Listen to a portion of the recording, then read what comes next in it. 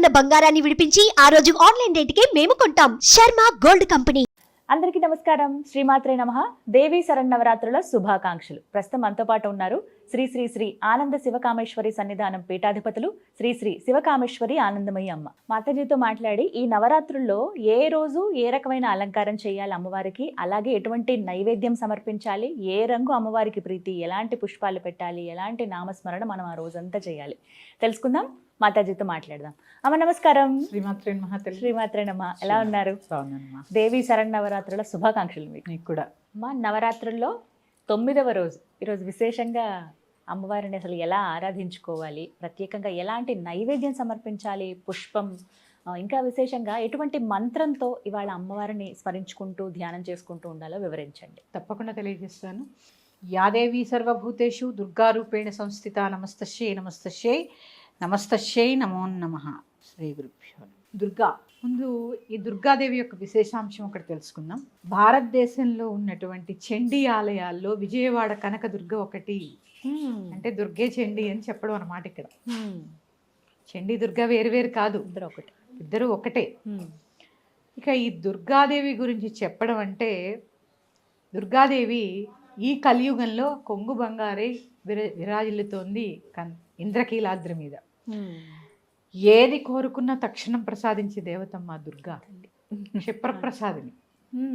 అంతా త్రికరణ శుద్ధిగా మీరు ఏం కోరుకోండి, ఆర్తిగా అమ్మ అని పిలిస్తే చాలండి. ఇప్పటికీ కూడా ఆవిడ చేసే అద్భుతాలు కోకొల్లలు. తిరుగుతూ ఉంటారు ఆ ప్రాంతంలో, తిరుగుతూ ఉంటారు. పాదాల గజ్జల చప్పుడు వినపడుతుంటుంది. తెల్లవారుజామున 3 గంటల ఆ ప్రాంతంలో నేను విన్నాను. నేను విన్నాను ప్రత్యక్షంగా.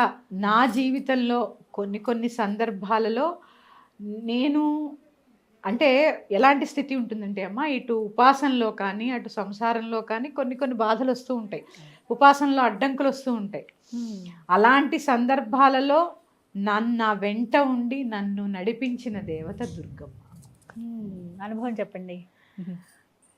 నాకు ఒక మంత్రదీక్ష రావాలి. అప్పటికి అది చాలా, అంటే అది నాకు, అంటే నేను దానికి ఎలిజిబులా కాదా అనేది నాకు అర్థం కాలేదు. గుడికి వెళ్ళానమ్మా, కనకదుర్గ గుడికి వెళ్ళి, అమ్మ నేను దీనికి అర్హురాలనా కాదా నువ్వు నిర్ణయించాలి అని చెప్పి, నీ ఇష్టం అది, నేను కావాలని అడుగుతున్నాను, నీ ఇష్టం అది, నేను అర్హురాలనైతే నాకు ప్రసాదించు అన్నప్పుడు, నేను విజయవాడ నుంచి వచ్చిన ఆ రోజు కాకుండా 2వ రోజు 3వ రోజు నాకు గురువు ఆ మంత్రం ఉపదేశం చేయడం జరిగింది.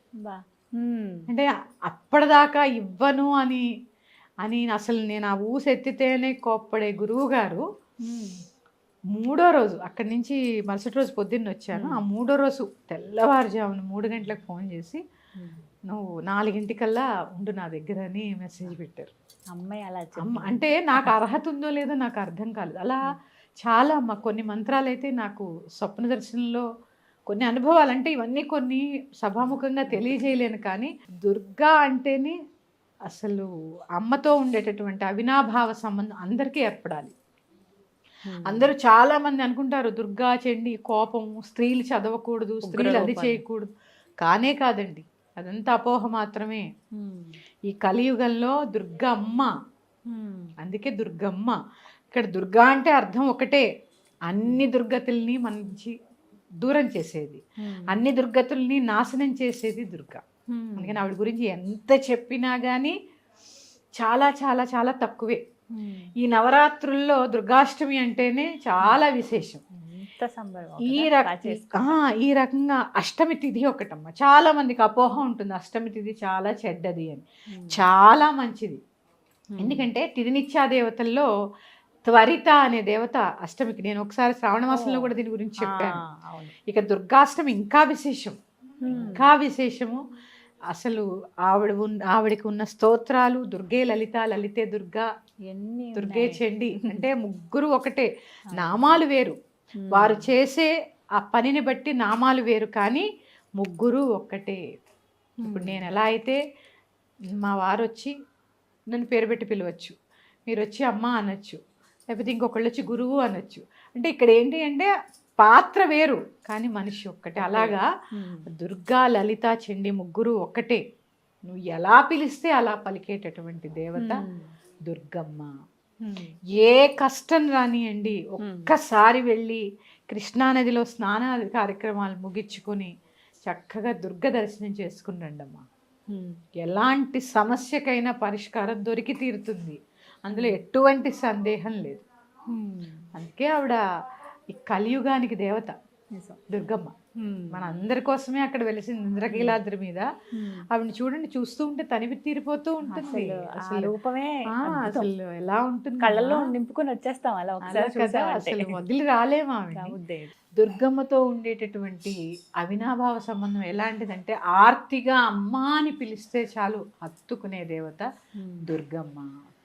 దుర్గమ్మ ఈ దేవికి దేవాలయాల్లో అలంకరించేటటువంటి చీర రంగు కూడా ఎరుపే. కొంతమంది ఎరుపే, చాలా మటుకు ఎరుపే కడతారు. ఎక్కడైనా పసుపు వర్ణం చూస్తూ ఉంటాం మనం. ఎందుకంటే లలితా దుర్గా చండి ఏది వేరు వేరు కాదు కాబట్టి ఎక్కువగా పసుపు ఎరుపే చూస్తూ ఉంటాం మనం. అమ్మకి ఉపయోగించేటటువంటి పువ్వుల రంగు కూడా ఎరుపే. ఎరుపే. ఈ రోజు చాలా దుర్గా స్తోత్రాలు ఉన్నాయి. అందులో ఏ దుర్గాస్తుతి చదువుకున్నా కూడా మనకి ఆ అమ్మ యొక్క అనుగ్రహం తప్పకుండా లభిస్తుంది. ఆవిడికి నివేదించేటటువంటి నివేదన అల్లము గారెలు. ఇవాళ ప్రత్యేకం. దుర్గా హోమంలో కూడా గారెలతోనే చేస్తారు. దుర్గా హోమం కూడా ప్రత్యేకించి గారెలతోనే చేస్తారు. మనకి విజయవాడలో ఆ మంత్రం వినిపిస్తూ ఉంటుంది, దుమ్ దుర్గాయి నమః. ఇదే మంత్రం చేసుకోండి, అందరికీ తెలిసే ఉంటుంది. ఇదే చేసుకోండి. అది కాకుండా దుర్గా కవచం చాలా విశేషము. ఇక్కడ ఏంటంటే కవచంలో ఒక్కొక్క అవయవాన్ని ఆ దేవత ఎలా పాలిస్తూ ఉంటుంది అనేది తెలుస్తూ ఉంటుంది. లలితా కవచం ఉందమ్మా, దుర్గా కవచం, మహాలక్ష్మి కవచం, అలాగే ఏ దేవతకైనా ఉన్నాయి కవచాలు. ఈ కవచం చాలా ప్రొటెక్షన్ అమ్మా. చదువుకోండి 9 రోజులు. అలాగే బాల దగ్గర నుంచి మొదలు పెడితే అలంకారాల దగ్గర నుంచి తీసుకుంటే, మనం బాలా త్రిపుర సుందరిగా ఆవిడ ఉంటే మనం కూడా బాలగానే జన్మిస్తాం. తర్వాత కొంచెం యవ్వనం వస్తూ ఉంటుంది, గాయత్రిలా జ్ఞానం సంపాదిస్తాం. తర్వాత వివాహం అయి అన్నపూర్ణ అవుతాం. అక్కడెక్కడ భర్తకి పిల్లలకి వండి పెట్టుకుంటూ అన్నపూర్ణ అవుతాం. ఇక తర్వాత వచ్చేసరికి ఇప్పుడు కాత్యాయని అని చెప్పుకున్నాం. కాత్యాయని అంటే ఏంటి చూడండి, మన జీవితంలో కొన్ని సమస్యలు వస్తూ ఉంటాయిగా పిల్లలకి. వివాహం కాదు, సంతానం కాదు, ఆ తల్లి సలహా ఇచ్చే స్థితి మనం కూడా మారుతూ ఉంటాం. ఇక ఆ తర్వాత వచ్చేసరికి మహాలక్ష్మి. మహాలక్ష్మిలా ఇవన్నీ కూడా సర్దుకుంటూ ఉంటాము. ఎవరికి ఏ వనరులు కావాలో అమరుస్తూ ఉంటాము. తర్వాత లలిత చూడండి, లలితా పరివారం ఎంత పెద్దగా ఉంటుంది. అంటే లలిత దగ్గరకు వచ్చేసరికి మన వ్యవస్థ కూడా ఎంత పెరుగుతుంది. బాలగా పుట్టిన మనం పిల్లలు, చదువులు, అలాగే వాళ్ళ వివాహాలు, ఇట్లా ఒక్కొక్కటి అసలు అంటే ఆ లలిత వ్యవస్థ ఎంత పెద్దదమ్మా. ఎక్కడ ఉంటుంది? మణిదీపంలో ఉంది. ఉండే 64 కోట్ల మంది పరిచారికలకి రేపేం కావాలో ఇవాళ చూసుకుంటుంది. అంటే ఇక్కడ మనం కూడా లలితలమే అన్న సంగతి. అంటే భగవంతుడు ఎక్కడో లేడు, నీలోనే ఉన్నాడు అని చెప్పడానికే ఈ నవరాత్రులన్నీ. ఇది ముందు మనం తెలుసుకోవాలి. నవరాత్రి అంటే, రాత్రి అంటే చీకటి. నవరాత్రి అంటే ఏమనుకుంటారంటే చాలా మంది ఇప్పుడు కొత్తగా వింటున్నాం, కొత్తగా అని కాదు, చాలా మంది అనుకుంటారు రాత్రి పూజ చేయకూడదండి, అమ్మవారు ఉగ్రంగా ఉంటుంది అంటూ ఉంటారు. ఇక్కడ దుష్ట సంహారం జరిగేదే రాత్రి కదా. నీలో దుర్గుణం అనే చీకట్లు వదిలిపోతే జ్ఞానం అనే వెలుతురు రావాలంటే రాత్రి కావాలి కదా. ఇది గ్రహించండి. రాత్రి పూజ చేయకూడదు, అది చేయకూడదు, ఆ దేవత ఈ దేవత ఇవన్నీ పక్కకు పెట్టండి. ముందు అజ్ఞానం అనే చీకటిని, అజ్ఞానం అనే రాత్రిని తొలగించుకునే ప్రయత్నం చేయడమే ఈ నవరాత్రి. అప్పుడే వెలుతురు. ఈ నవరాత్రి అదే విజయం, ఈ చీకటిని తొలగించుకోవడం. అందుకే విజయదశమి ఎప్పుడు చేసుకుంటాం? పగలు చేసుకుంటాం, వెలుగులో. పూజలన్నీ రాత్రి, నవరాత్రి చేసుకుంటాం. ఇక్కడ ఇలా లలిత దగ్గరకు వచ్చేసరికి మన పరివారం ఎంత పెద్దగా ఉంటుంది. 64 కోట్ల మంది పరిచారికలకి ఏం కావాలో ఆవిడ ఈ రోజే తయారు. మనం ఇంట్లో ఎవరికి ఏం కావాలో, అత్తమామలకి ఏం కావాలో, తల్లిదండ్రులకి ఏం కావాలో, పిల్లలకి ఎప్పుడు ఏదో అవసరమో, అంటే ఆ తల్లి పాత్ర, మాతృత్వం. అందుకే ఆవిడ జగన్మాత. మన జీవితంలో లేదా జగన్మాత? ఉందా లేదా? అన్వయించుకోండి. ఇవన్నీ అన్వయించుకోవాలి. ఎక్కడో కేవలము పూజ గదికే భగవంతుణ్ణి పరిమితం చేయొద్దు ఎప్పుడు.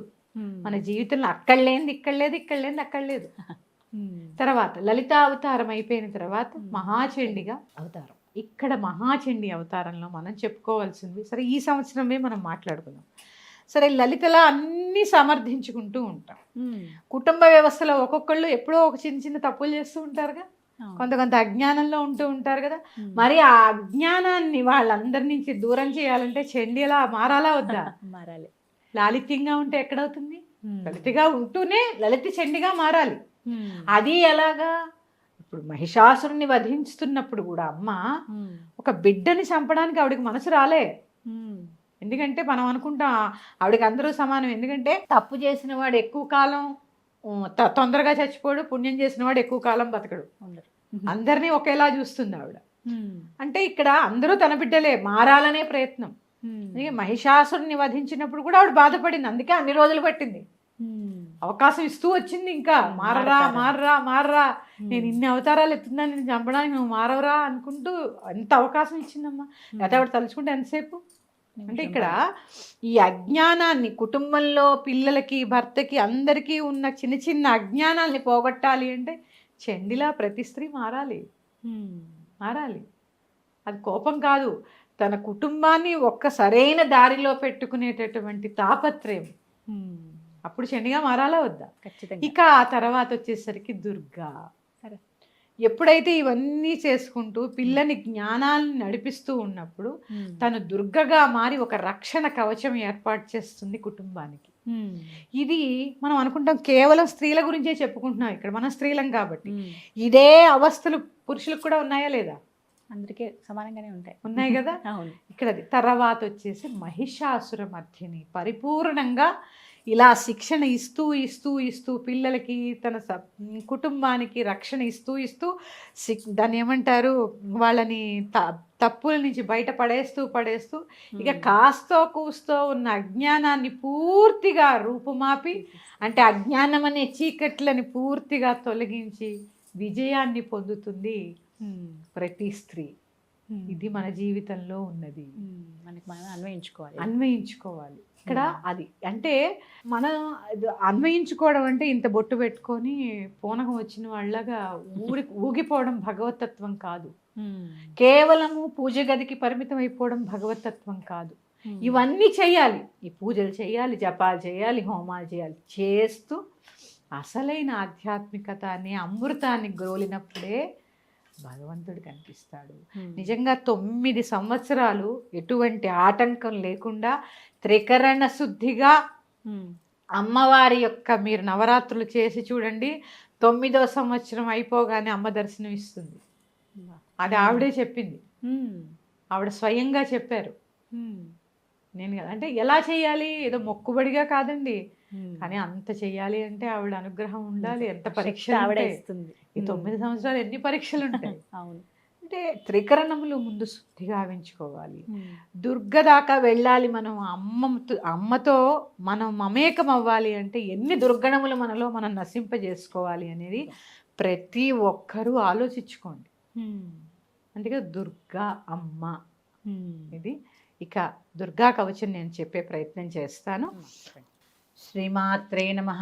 ఉమాదేవి శిరః పాతు లలాటే శూలధారిణి, చక్షుషీ కేచరీ పాతు కర్ణౌ చత్వరవాసిని, సుగంధానాసికే పాతు వదనౌ సర్వధారిణి, జిహ్వాంచ చండికా దేవి గ్రీవాం సౌభద్రికా తదా, అశోకవాసిని చేతో ద్వౌ బాహు వజ్రధారిణి, హృదయం లలితాదేవి ఉదరం సింహవాహిని, కటిం భగవతీ దేవి ద్వావూరు వింధ్యవాసిని, మహాబలా చ జంఘే ద్వే పాదో భూతలవాసిని, ఏవం స్థితాసి దేవీ త్వం త్రైలోక్య రక్షణాత్మికే, రక్షమాం సర్వగాత్రేషు దుర్గే దేవి నమోస్తుతే. చాలా చిన్నది, చక్కగా ఈ దుర్గా కవచాన్ని భక్తి శ్రద్ధలతో చదువుకుని అమ్మవారి కృపకి పాత్రులు కండి. ఇక అంటే మనం విజయోత్సవానికి దగ్గరలో ఉన్నాం. అంటే ఇంకా అమ్మ అసురులను సంహరించడానికి ఇంకొంచెం యుద్ధం చేస్తూ ఉంటుంది కాబట్టి ఇంకొంచెం అర్చన చేసి అమ్మవారిది ఆ దుర్గామాత యొక్క కృపకి పాత్రలు అవుదాము. శ్రీమాత్రే నమః. స్వస్తి. శ్రీమాత్రే నమః.